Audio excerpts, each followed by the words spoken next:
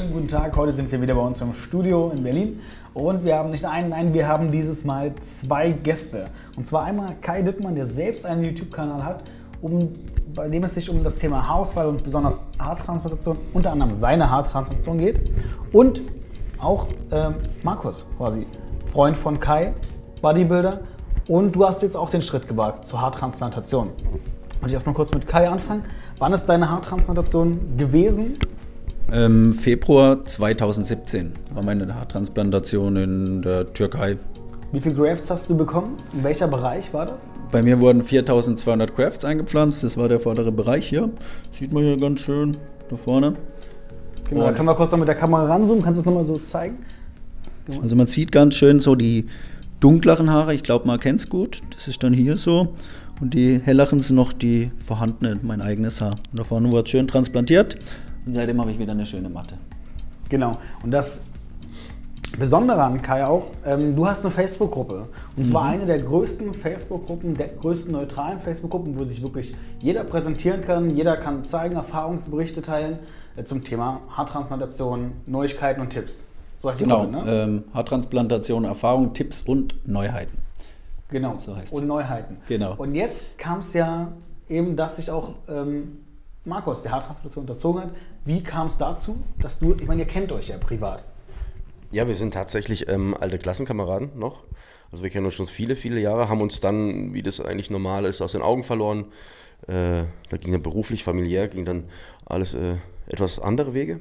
Und dann durch einen großen Zufall hatte ich Kai nach langer Zeit mal wieder auf der Straße getroffen und ich wusste eigentlich von seinem Haarstatus. Ich wusste, dass Kai lange Zeit Hautglatze getragen hat.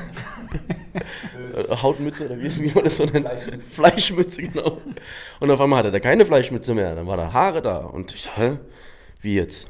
Fand das enorm. Dann sind wir ganz kurz, wir standen an der Ampel, dann ist er auf das Thema kurz eingegangen und dann hat es bei mir natürlich gegrübelt, weil ich auch unter Haarausfall litt. Nein, ich leide immer noch darunter, das wird sich ja nie ändern. Und dann hatte ich das Thema, das war, wie gesagt, vor 2 Jahren oder sowas. Haben wir, genau. Und dann habe ich ihn mal angeschrieben und bin näher drauf eingegangen, aber dann habe ich das Thema wieder verworfen, weil ich Bodybuilding betrieben habe, dort noch sehr aktiv. Und er dann erwähnt hatte, dass ich 4 Wochen keinen Sport machen dürfte. Und dann war das für mich gegessen, das Thema, zu dem Zeitpunkt, weil ich eben noch aktiv Wettkämpfe bestritten habe. Und jetzt im 2018, im Dezember oder November, wurde das Thema dann aber wieder akuter, weil meine Freundin damals auf die Idee kam, mir das zu Weihnachten oder zu Geburtstag zu schenken. Eine Haartransplantation. Eine Haartransplantation. Also das ist auch nochmal was so zwischendurch, wenn ihr jetzt gerade überlegt, was schenke ich meinem Freund, was schenke ich einem Bekannten? Sammelt doch mal. Man muss es aber richtig verpacken auch, denn Schatz, hör mal zu, du mit Glatze siehst scheiße aus, ich kaufe dir jetzt Haare zu Weihnachten, kommt nicht gut. Wie hat sie es verpackt? Sie hat es gut verpackt. Sie hat gesagt, ich finde dich super toll mit Glatze, aber mit Haaren, da siehst du noch jünger aus, noch agiler, noch vitaler. Sie hat es gut verpackt. Hat dich nicht in den Finger gewickelt? Ja, ich habe es mir dann verkaufen lassen, auch das Paket so. Und habe dann, sie hat dann bei Elitaire angefragt, hat ein Angebot bekommen, hat mir das gesagt, hör mal zu, so und so sieht's aus. Und dann habe ich einfach aus Spaß halber habe ich dem Kai das nochmal zukommen lassen und Kai hat dann angefangen drüber nachzudenken, sowas wie jetzt, Markus macht jetzt doch eine Haartransplantation. Und was dann im Kai seinem Kopf vorging, das fand ich auch ganz interessant und ich glaube, das sollte er mal ganz kurz erzählen, als ich dir da gesagt hatte, du Kai, ich glaube, ich lasse das machen. Da war ja auch noch eine ganz komische Geschichte bei dir noch am Laufen, glaube ich, ne? Bei mir war es ja so, ich habe schon überlegt, ob ich mal jemand bei einer Haartransplantation bekleide. Und da war ich wollte eigentlich eine Frau bekleiden, aber Frauen sind ganz schwer zu kriegen. War mit einer im Kontakt, habe immer mit ihr geschrieben, aber die hat eher geblockt. Ja, und dann war ich weiß noch genau, im Schwimmbad, ließ dann von Markus die Nachricht. Und dann habe ich erst mal gedacht, hey, warum schreibt er mir? Weil wir ja so wirklich so einen Kontakt hatten wir nie.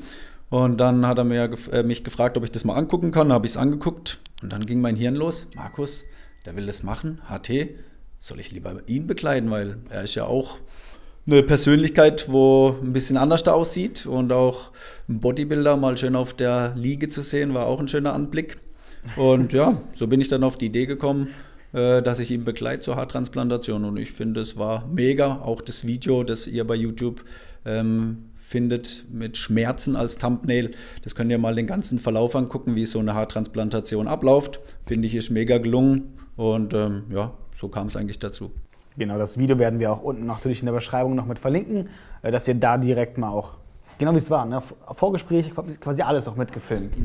Wir haben tatsächlich auch die Ankunft noch vom Flughafen, den Transfer vom Flughafen zum Hotel, war alles mit dabei. Einmal alles uncut. Ja. Genau, und jetzt natürlich die Frage, wann war deine OP? Es sind jetzt ziemlich genau 5 Wochen, 5,5 Wochen ist es her, dass ich in Istanbul war. Kannst du auch mal kurz deinen Haarstatus in die Kamera zeigen? Hast du noch ein Cappy auf? Richtig. Und ich hatte dann so ein Batman-Zeichen vorne dran, also das war hier im vorderen Bereich. Ich denke, man sieht noch ganz gut die leicht irritierte Haut, ne? Also hier im Bereich. Und dann auch im hinteren Bereich vom Kopf hat man 1000 Grafts versetzt. Das ist hier, also gemacht, wurde hier. Das Tolle ist, also man sieht es zwar, aber dadurch, dass mein eigenes Haar auch relativ licht noch ist, finde ich, gibt es einen fließenden Übergang. Gerade aktuell fällt es auch gar nicht auf. Nee, gell? Noch dann, gell? Genau, und hinten noch. Tonsur. Also ich kann jetzt nicht behaupten, oh, das ist ein mega Ergebnis.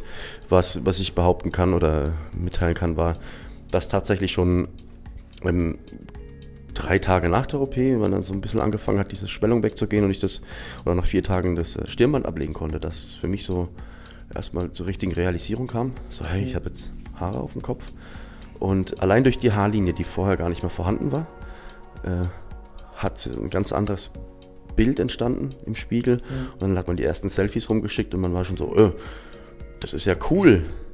Und es macht tatsächlich, also es macht jünger. Ich habe dann Leute gefragt, ja, was meinst du denn, wie alt und so. Und im Schnitt waren es 10 Jahre, die ich gewonnen hatte. Natürlich schmeichelt man dann dem einen oder anderen oder aus Angst oder Panik mir gegenüber sagt man dann natürlich jünger. Den lüge ich jetzt lieber nicht an.